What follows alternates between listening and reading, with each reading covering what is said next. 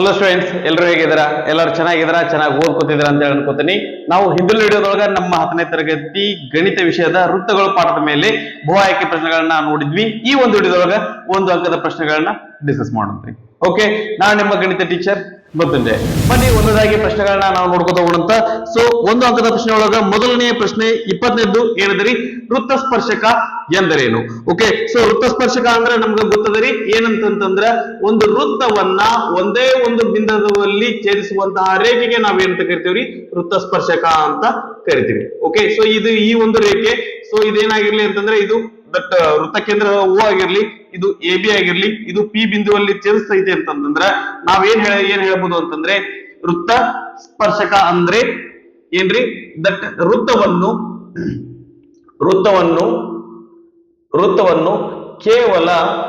ಕೇವಲ ಒಂದೇ ಒಂದು ಬಿಂದುವಿನಲ್ಲಿ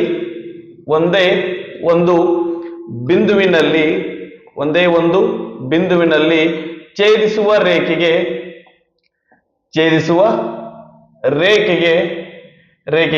ವೃತ್ತ ಸ್ಪರ್ಶಕ ಎನ್ನುವರು. ಓಕೆ, ನಾಳೆ ಇದು ನಮ್ಗೆ ಏನಪ್ಪಾ ಅಂತಂದ್ರೆ ಇದು ಗಣಿತ ವಿಷಯವಾದ್ರೂ ಸಹಿತ ನಮ್ಗ ಒಂದಿಷ್ಟು ಏನಪ್ಪಾ ಅಂದ್ರೆ ಡೆಫಿನೇಷನ್ ಕೇಳುವಂತ ಸಾಧ್ಯತೆ ಇರ್ತೈತಿ. ಒಂದ್ ವೇಳೆ ಎಕ್ಸಾಮ್ ನಾಗ ನಮ್ಗೆ ಈ ರೀತಿ ಡೆಫಿನೇಷನ್ ಕೇಳಿದ್ರು ಅಂತಂದ್ರ ಇದನ್ನ ಚಿತ್ರ ತೆಗೆದು ಡೆಫಿನೇಷನ್ ಬರ್ರಿ, ನಮ್ಗ ಪೂರ್ತಿಯಾಗಿ ಮಾರ್ಕ್ಸ್ ಬಿದ್ದಿರ್ತಾವ. ಓಕೆ, ಸರಿ. ಒಂದ್ ವೇಳೆ ನಾವ್ ಇಲ್ಲಿ ಬರೀದ್ರೊಳಗೆ ಹೆಚ್ಚು ಕಮ್ಮಿ ಆಗಿತ್ತು ಅಂದ್ರೆ ಸಹಿತ ನಮ್ಮ ಚಿತ್ರ ಕರೆಕ್ಟ್ ಆಗಿತ್ತು ಅಂತಂದ್ರು ಸಹಿತ ನಮಗ್ ಮಾರ್ಕ್ಸ್ ಕೊಟ್ಟಿರ್ತಾರೆ. ಆಗ್ಬೋದ್ರಿ? ರೈಟ್. ನಂತರ 21ನೆಯ ಪ್ರಶ್ನೆ ಏನದ ನೋಡ್ರಿ? ವೃತ್ತಛೇದಕ ಎಂದರೇನು? ವೃತ್ತ ಸ್ಪರ್ಶಕ ಅಂದ್ರೆ ಏನ್ರಿ? ಒಂದೇ ಬಿಂದುವಲ್ಲಿ ಛೇದಿಸ್ತಿತ್ತಂದ್ರೆ ಅದನ್ನ ವೃತ್ತ ಸ್ಪರ್ಶಕ ಅಂತೀವಿ.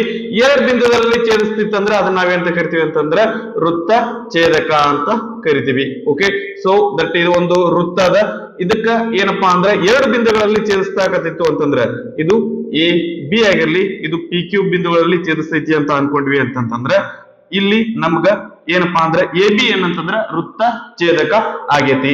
ಓಕೆ, ಸೊ ವೃತ್ತವನ್ನು ಸರಿ, ಇದು ಒಂದನೇದೇನಪ್ಪಾ ಅಂದ್ರೆ ವೃತ್ತ ಸ್ಪರ್ಶಕ ಆಗಿತ್ತು, ಎರಡನೇದು ವೃತ್ತ ಛೇದಕ. ಓಕೆ ಏನ್ರಿ? ವೃತ್ತವನ್ನು ಎರಡು ಬಿಂದುಗಳಲ್ಲಿ ಛೇದಿಸುವ ರೇಖೆಗೆ ಎರಡು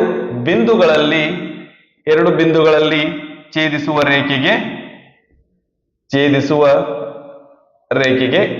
ವೃತ್ತ ಛೇದಕ ಎನ್ನುವರು.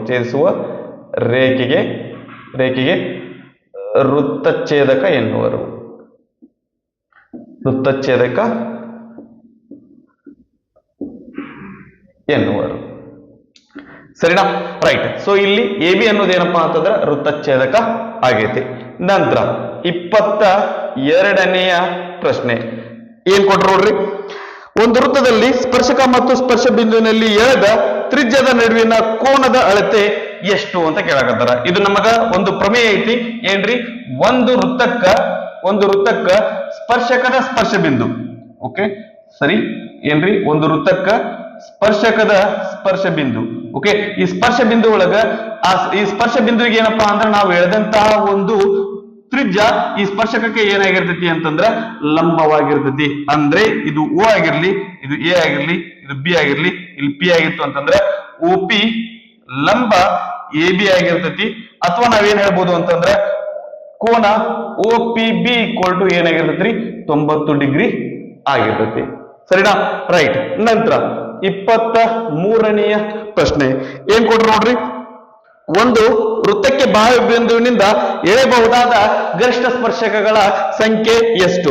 ಒಂದು ವೃತ್ತಕ್ಕ ನಾವು ಒಂದು ಬಾಹ್ಯ ಬಿಂದುವಿನಿಂದ ಎಷ್ಟು ಸ್ಪರ್ಶಕಗಳನ್ನ ಎಳಿಬಹುದು ಅಂತಂದ್ರೆ ಕೇವಲ ಎರಡು ಸ್ಪರ್ಶಕಗಳನ್ನ ಎಳಿಬಹುದು.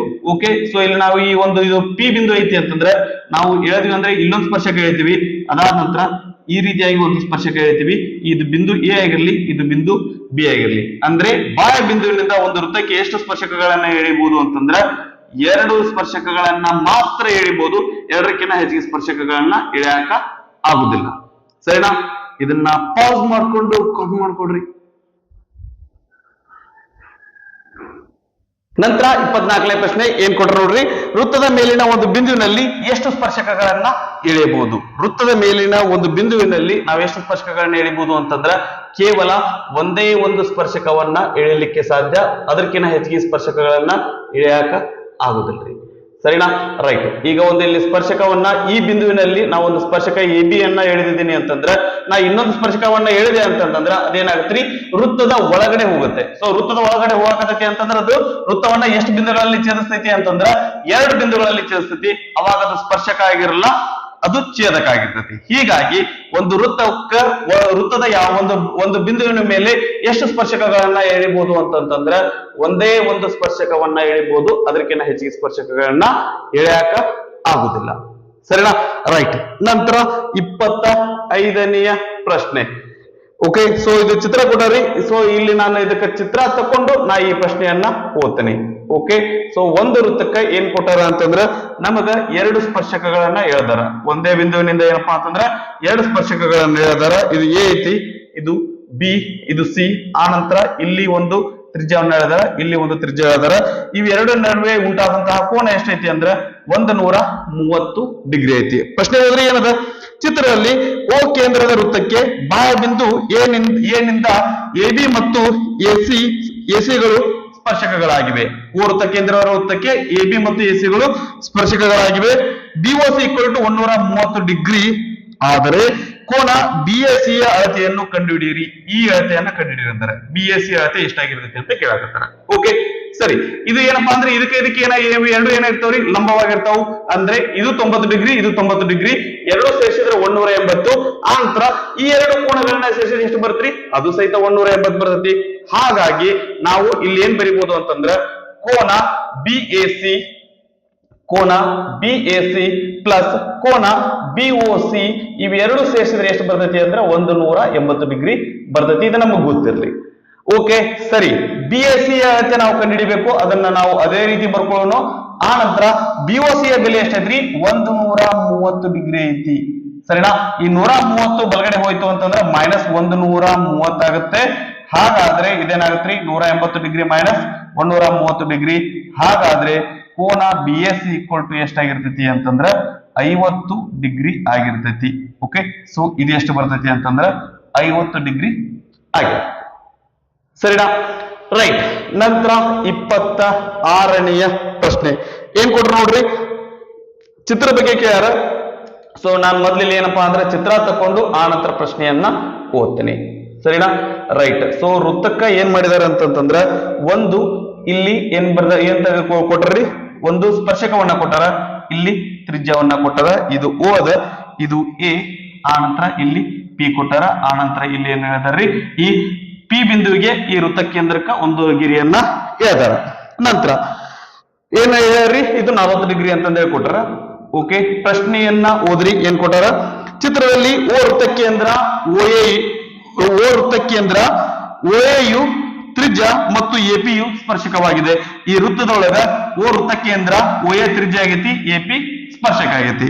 ಮುಂದ ಓಪಿಯ 40 ಡಿಗ್ರಿ ಆದರೆ ಕೋನ ಎಒಪಿ ನ ಅಳತೆಯನ್ನು ಕಂಡುಹಿಡಿಯಿರಿ. ಈ ಒಂದು ಅಳತೆ ಎಷ್ಟಾಗಿರ್ತೈತಿ ಅಂತ ಕೇಳಾಕತ್ತಾರ. ಸರಿನಾ? ರೈಟ್. ಈಗ ನಮಗ್ ಗೊತ್ತೈತ್ರಿ ಏನಪ್ಪಾ ಅಂತಂದ್ರ ಒಂದು ತ್ರಿಭುಜದೊಳಗೆ 2 ಕೋನಗಳು ಗೊತ್ತಿದ್ವು ಅಂದ್ರೆ 3ನೇ ಕೋನವನ್ನ ಕಂಡುಹಿಡಿಬಹುದು. ಈಗ ಇದು 40 ಡಿಗ್ರಿ ಐತಿ. ಹಾಗಾದ್ರೆ ಈ ಕೋನ ಗೊತ್ತಾಗತ್ತೇನ್ರಿ? ಗೊತ್ತಾಗತ್ತೆ. ಇದು ಎಷ್ಟಾಗಿರ್ತೈತಿ ಅಂತಂದ್ರ 90 ಡಿಗ್ರಿ ಇರ್ತೈತಿ. ಯಾಕಂದ್ರ ಸ್ಪರ್ಶ ಬಿಂದುವಿನಲ್ಲಿ ಎಳೆದಂತಹ ತ್ರಿಜ್ಯ ಸ್ಪರ್ಶಕಕ್ಕೆ ಏನಾಗಿರ್ತೈತಿ ಅಂದ್ರ ಲಂಬವಾಗಿರುತ್ತದೆ. ನಮಗೆ ಇರುವಂತಹ ಮೊದಲನೇ ಪ್ರಮೇಯ ವೃತ್ತದ ಮೇಲೆ. ಸರಿನಾ? ರೈಟ್. ಈಗ ಈ ಒಂದು ತ್ರಿಭುಜದೊಳಗ, ಯಾವ ತ್ರಿಭುಜದೊಳಗ್ರಿ, ತ್ರಿಭುಜ OAP ಯಲ್ಲಿ 3 ಕೋನಗಳ ಮೊತ್ತ ಅಂದ್ರೆ ಕೋನ O ಪ್ಲಸ್ ಕೋನ A ಪ್ಲಸ್ ಕೋನ P ಈ 3 ಸೇರಿಸಿದ್ರೆ ಎಷ್ಟಾಗ್ಬೇಕ್ರಿ, 180 ಡಿಗ್ರಿ ಆಗ್ಬೇಕು. ಸರಿನಾ? ರೈಟ್. ಈಗ ಕೋನ O ನಾವು ಕಂಡುಹಿಡಬೇಕು, ಅದು ನಮಗ್ ಗೊತ್ತಿಲ್ಲ. ಪ್ಲಸ್ ಕೋನ A ಎಷ್ಟೈತ್ರಿ, 90 ಐತಿ. ಓಕೆ, ಕೋನ A 90 ಡಿಗ್ರಿ ಪ್ಲಸ್ ಕೋನ ಪಿ ಅಂದ್ರೆ ಎಷ್ಟೈತ್ರಿ, 40 degree is equal to 180 degree. Okay, ಸರಿ. ಕೋನ ಓ 90 ಪ್ಲಸ್ 40 ಅಂದ್ರೆ 130 ಇಸ್ ಈಕ್ವಲ್ ಟು 180. ಕೋನ ಓ ಇಸ್ ಈಕ್ವಲ್ ಟು 130 ಬಲಗಡೆ ಹೋದ್ರೆ ಇದೇನಾಗತ್ರಿ, -130 ಆಗುತ್ತೆ. ಪ್ಲಸ್ ಇದು ಇಸ್ ಈಕ್ವಲ್ ಟು ದಾಟ್ ಹೋದ್ರೆ ಮೈನಸ್ ಆಗುತ್ತೆ. ಸರಿನಾ? 130 ಒಳಗೆ 180 130 ಹೋಯ್ತು ಎಷ್ಟು ಅಂತಂದ್ರೆ 50 ಡಿಗ್ರಿ. ಅಂದ್ರೆ ಅವ್ರು ಕೇಳಿರುವಂತಹ ಎಒಪಿ ಕೋನ ಎಷ್ಟಾಗಿರ್ತೈತಿ ಅಂತಂದ್ರ 50 ಡಿಗ್ರಿ ಆಗಿರ್ತೈತಿ.